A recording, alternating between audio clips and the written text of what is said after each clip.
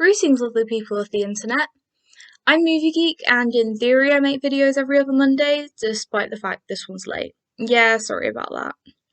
This video is a re-edited version of the segment on German Expressionism in my part 2 of the history of cinema, for people who are only interested in German Expressionism. Hope you enjoy. According to the Tate website, German Expressionism was an early 20th century German art movement that emphasized the artist's inner feelings or ideas over replicating reality. In cinema, this usually meant distorted sets mirroring the feelings of the characters rather than the actual reality of what a set looks like. But more than this, it opened the door to use the visual aspects of cinema, especially silent cinema, to explore more complex themes and ideas rather than trying to replicate reality as a party trick. This is its story. In 1917, the German military took control of all the major production companies and film studios in Germany. They were transformed into one major state-funded project named UFA in order to ensure that all films the German public saw were pro-Germany, pro-government, and would help Germany win the war.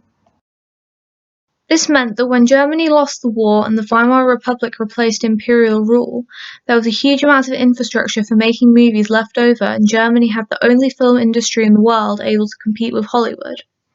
At first, lavish costume dramas were made for the public to escape the difficulties of life in post-World War I Germany and to compete with Hollywood epics.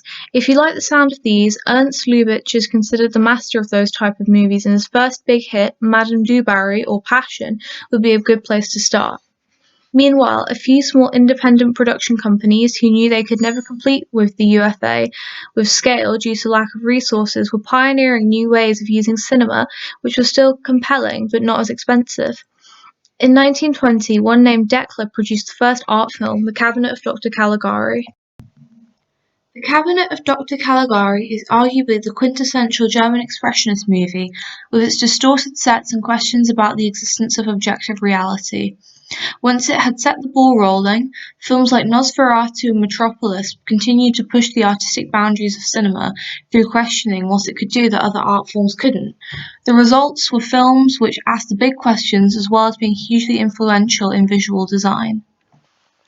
For example, classic Hollywood movies such as Citizen Kane, which in turn inspired the cinematography of movies to come, and Casablanca went on to use German Expressionist-style cinematography to convey meaning.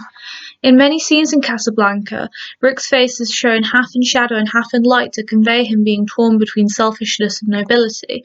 In Citizen Kane, the famous breakfast scene purposely disorientates the viewer to show how the marriage is falling apart. As well as this, entire genres owe their aesthetic to German Expressionism, such as film noir with its harsh shadows and horror with its disorientating ambience. Even today, director Tim Burton uses German Expressionist-style visuals to create his movies. If you like the sound of German Expressionism, I would recommend Robert Wiener's The Cabinet of Dr. Caligari, F.W. Murnau's Nosferatu, and Fritz Lang's Metropolis as a good place to start. As for films inspired by it, you can't go wrong with James Whale's Frankenstein, Carol Reed's The Third Man, and Tim Burton's Edward Scissorhands.